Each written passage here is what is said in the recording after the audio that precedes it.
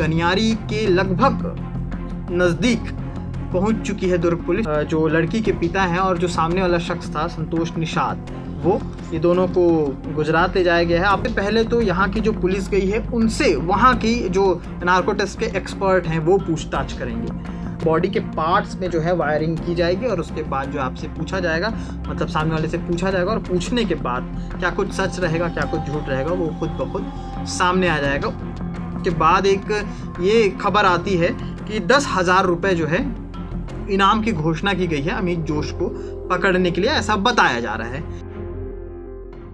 Crime से जुड़े पुराने अपडेट्स, पुराने कहूँ या फिर ऐसे अपडेट जिस पर पुलिस अब तक पहुँच नहीं पाई, उनके आरोपियों तक पहुँच नहीं पाई, ऐसे अपडेट को जब दोबारा देने आता हूँ तो आपको भी बोर लगता होगा, क्योंकि अंत में मिलता कुछ नहीं है, पुलिस अब तक नहीं पहुँची होती, यही बोल के अंत करता हूँ। और मुझे भी सुनाने में बोर लगता है क्योंकि कुछ खास उस पर अपडेट आता नहीं है। लेकिन फिर भी जो भी छोटी मोटी अपडेट्स रहती हैं किसी भी क्राइम से जुड़े किस्सों, कहानियों, हकीकतों में, वो बताने का प्रयास करता हूँ। हाँ, थोड़ा इत्मीनान से बताता हूँ तो लोगों को लगता है कि बहुत धीमा बोलते हैं, बहुत स्लो स्टोरी सुनाते हैं। तो इत्मीनान से कोई चीज़ बताई जाए और अगर आप इत्मीनान से सुने तो जहन में चीज़ें जो हैं ठीक ठाक बैठती हैं और काफ़ी ज़्यादा दिनों तक रहती हैं। लेकिन मेरा ये मानना है कि क्राइम की घटनाएं जो हैं और क्राइम से जुड़े किस्से जो हैं वो ज़्यादा दिन तक जहन में ना हों। ज़्यादा दिन तक जहन में तब होते हैं जब उन किस्सों, उन घटनाओं पर पुलिस जांच ही कर रही होती है, उन तक पहुंच नहीं पा रही होती है। छत्तीसगढ़ में ऐसे दुर्ग जो ग्रामीण क्षेत्र है और शहरी क्षेत्र में ऐसे दो बड़े किस्से हैं जिस पर पुलिस, जनता की नज़र दुर्ग पुलिस पे है कि आखिर पुलिस इस मामले को कब निपटाएगी। पहला मामला है गनियारी और दूसरा मामला है गोलीकांड जिसमें अमित जोश फरार है। पहला मामला आपको गनियारी का बता दूं। गनियारी से जुड़े कई कमेंट्स हमारे पास आते रहते हैं तो एक अपडेट, और डायरेक्ट अपडेट पे आता हूँ। एक अपडेट ये आया है, राजवती साहू और सविता साहू।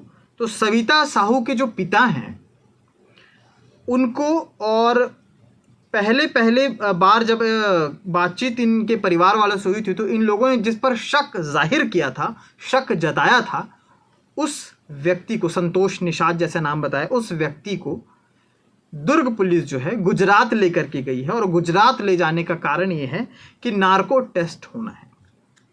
नार्को टेस्ट के अपने बहुत सारे परपंच होते हैं, बहुत सारे उसमें प्रोसीजर होते हैं, उसको अपनाना पड़ता है। तो आज जो है गुजरात पहुंचे हैं जो लड़की के पिता हैं और जो सामने वाला शख्स था संतोष निषाद, ये दोनों को गुजरात ले जाया गया है। आपको बता दें कि भारत भर में दो ही जगह हैं, एक हैदराबाद और दूसरा गुजरात, जहां पर नार्को टेस्ट होता है। छत्तीसगढ़ के अगर सबसे नज़दीक कोई जगह है तो वो हैदराबाद है। नार्को टेस्ट के लिए अगर जाना चाहे तो वहाँ भी जा सकते थे, लेकिन वहाँ नहीं जाने का कारण भी है लैंग्वेज। वहाँ पर लैंग्वेज प्रॉब्लम बहुत होती है, तो ज़रूरी नहीं है कि सबको इंग्लिश आए और ज़रूरी नहीं है कि वहाँ पर सब हिंदी में बात करें। इसलिए जो ग्रामीण, बेसिकली जो ग्रामीण क्षेत्र में, दुर्ग के आसपास के ग्रामीण क्षेत्र में जो क्राइम होते हैं उनके जो जुड़े नार्को टेस्ट होते हैं वो गुजरात में ही होते हैं, क्योंकि वहाँ पर लैंग्वेज के लिए कोई बाधा नहीं है किसी भी प्रकार की। आपको याद होगा खुड़मुड़ा हत्याकांड, उस हत्याकांड में भी नार्को टेस्ट के लिए जो है फैमिली को गुजरात ही ले जाया गया था। वो भी ग्रामीण का, बेसिकली ग्रामीण का एरिया था, तो ग्रामीण परिवेश में रहते हुए लैंग्वेज की प्रॉब्लम हो सकती है, इसलिए फैमिली वालों के साथ भी ये सारी चीज़ें हो सकती हैं, तो इसलिए उनको जो है गुजरात ले जाया गया था। चूँकि सबसे नज़दीक हैदराबाद है तो हैदराबाद इसलिए नहीं ले जाते। ये सबसे पहला पॉइंट है, क्योंकि खुड़मुड़ा हत्याकांड में जो अमलेश्वर में मौजूद प्रभारी थे वीरेंद्र श्रीवास्तव, उनसे हमने बातचीत करने की कोशिश की तो उन्होंने ये पूरी डिटेल की जानकारी दी कि आखिर गुजरात क्यों ले जाया जाएगा। ये सबसे पहली चीज़ है। दूसरी चीज़ है कि इससे पहले मैंने एक खबर सुनाई थी जिसमें मैंने बताया था कि पोलियोग्राफी टेस्ट, नार्को टेस्ट ये होना है। तो नार्को टेस्ट में काफ़ी सारे ऐसे प्रोसेस होते हैं जिससे बहुत आसानी से पता लगाया जा सकता है, लेकिन नार्को टेस्ट में ऐसे कई सारी गतिविधियां भी सामने वाले की तरफ से हो सकती हैं जिसमें जो ग्राफ होता है वो फ्लक्चुएट नहीं कर पाता। बेसिकली आपके हार्ट और आपके जो बॉडी के कई हिस्सों में वो तार जोड़े जाते हैं, वो तार जो अंदर की बॉडी जो है, धड़कन जो है वो फ्लक्चुएट होती है, उसके ज़रिए बताया जाता है कि आप कितना झूठ बोल रहे हैं, कितना सच। तो लगभग 15 दिन लगने हैं इस नार्को टेस्ट में। 15 दिन के इस नार्को टेस्ट में क्या होगा आपको बताता हूँ। इस 15 दिन के नार्को टेस्ट में सबसे पहले तो यहाँ की जो पुलिस गई है उनसे, वहाँ की जो नार्को टेस्ट के एक्सपर्ट हैं वो पूछताछ करेंगे। उस पूछताछ के दौरान वीडियोग्राफी, फोटोग्राफी होगी। उसके बाद उनसे जो क्वेश्चन आएंगे उससे अलग वो अपना एक क्वेश्चन बनाएंगे। तीसरा राउंड जो होगा वो उस फैमिली वाले जिनके यहाँ हुआ है ये सारा कांड, उनसे पूछताछ होगी। उनकी वीडियोग्राफी, फोटोग्राफी होगी। उस शख्स से होगी जो शख्स सामने रहता था, जिसका नाम बताया गया था संतोष निषाद, जिसे ले जाया गया है, उससे बातचीत होगी। तो उससे बातचीत होने के दरमियान जो सारी चीज़ें प्रूफ के ज़रिए वीडियोग्राफी में आएंगे, फोटोग्राफी में आएंगे, उसके बाद उससे अलग क्वेश्चन बनाएंगे जो एक्सपर्ट है नार्को टेस्ट के, और उसके बाद जो है टेस्ट किया जाएगा। इस टेस्ट में वही मैंने बताया कि बॉडी के पार्ट्स में जो है वायरिंग की जाएगी, और उसके बाद जो आपसे पूछा जाएगा, मतलब सामने वाले से पूछा जाएगा, और पूछने के बाद क्या कुछ सच रहेगा, क्या कुछ झूठ रहेगा, वो खुद ब खुद सामने आ जाएगा उस मशीन के ज़रिए जिसमें वो ग्राफ कुछ इंडिकेट होता है।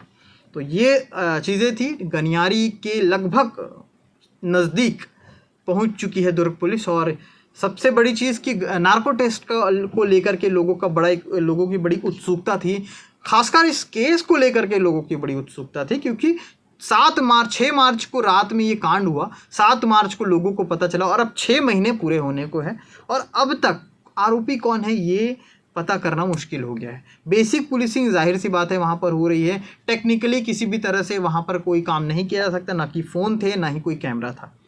ये गनियारी से जुड़ा मामला था। दूसरा मामला जुड़ा है अमित जोश से। अमित जोश को पकड़ने के लिए, और एक चीज़ है, हाँ, अमित जोश जो है जब से फ़रार है उसके पीछे पुलिस लगातार लगी हुई है, उसकी जांच पड़ताल कर रही है। और उसके बाद एक ये खबर आती है कि 10,000 रुपये जो है इनाम की घोषणा की गई है अमित जोश को पकड़ने के लिए, ऐसा बताया जा रहा है। और कई पोर्टलों में भी ये लिखा गया है कि एसपी जो जितेंद्र शुक्ला हैं उन्होंने कहा है कि 10,000 की घोषणा की गई है। हमने भी कोतवाली के टीआई महोदय से बात करने की कोशिश की थी, तो उन्होंने भी कहा था कि हाँ, ऐसी जानकारी आई है। अब 10,000 रुपये एक आदतन अपराधी को पकड़ने के लिए पुलिस ने इनाम रखा है। लोगों से कनेक्ट होना चाहती है पुलिस कि अगर लोग उन्हें छुपा के रखे हों या लोगों को उनके बारे में जानकारी हो, तो अगर कहीं से भी वो बताते हैं तो उनका नाम शो किए बिना उन्हें 10,000 रुपये इनाम दिया जाएगा। ये पहली बात। दूसरी चीज़ कि ऐसे ही इनाम की घोषणा 25,000 रुपये की घोषणा आईजी महोदय जो हैं राम गोपाल गर्ग, उन्होंने गनियारी मामले के केस को लेकर के भी किया था। अब तक वो मामला चल ही रहा है। तो इन दोनों मामले पे, एक पे 25,000 रुपये, एक पे 10,000 रुपये, तो एक ऐसा गुंडा, एक आपराधिक, एक ऐसा बदमाश जिस पर 10,000 रुपये का इनाम है, और इसे खोजने पर पुलिस जो है इनाम देगी। तो और ये सारी जानकारी जो है जिस तरह से आई, तो हमने सोचा कि आपको पल पल के अपडेट के साथ हम ये सारी जानकारी भी दे सकते हैं। फ़िलहाल अब तक पुलिस इन दोनों केस में हाथ इनके खाली हैं। क्योंकि अमित जोश भी अब तक फ़रार है। 7 आरोपी इसमें बनाए गए थे अमित जोश वाले केस में, गोलीकांड में, जिसमें से अधिकतर फैमिली वाले थे, अधिकतर दोस्त यार थे। तो इन लोगों को हिरासत में ले करके पूछताछ करके, हालांकि अभी छोड़ा गया है, कुछ लोगों को रखा गया है। इसमें जानकारी ऐसी भी आ रही है, साथ ही साथ जो अवैध निर्माण जो हुआ था, कब्ज़ा, उसे भी तोड़ा गया है। तो ये सारी जानकारी हमने पहले भी दे दी थी, इसलिए हमने सोचा कि जो अपडेट आए हैं वो हम आपको पहुंचा सकें। आगे क्या कुछ इससे जुड़े अपडेट रहेंगे या अन्य खबरों से रिलेटेड मामले रहेंगे, बिल्कुल आप हमें सब्सक्राइब कर सकते हैं हमारे इस चैनल को, और लगातार फॉलो कर सकते हैं, लोगों को तक पहुंचा सकते हैं ताकि और अपडेट्स मिल सके। खबरें अगर आप भेजना चाहते हैं तो नीचे नंबर दिया गया है, इस नंबर पे आप कॉल करके खबरें व्हाट्सएप में भेज सकते हैं। अगर वो खबर वाकई वाजिब रही और बनाने लायक रही, उसके पहले उसकी पूरी जांच पड़ताल होगी, और तो उस पर ज़रूर खबर बनाएंगे। और आगे क्या कुछ रहेगा लगातार अपडेट अभी आपको देते रहेंगे। शुक्रिया।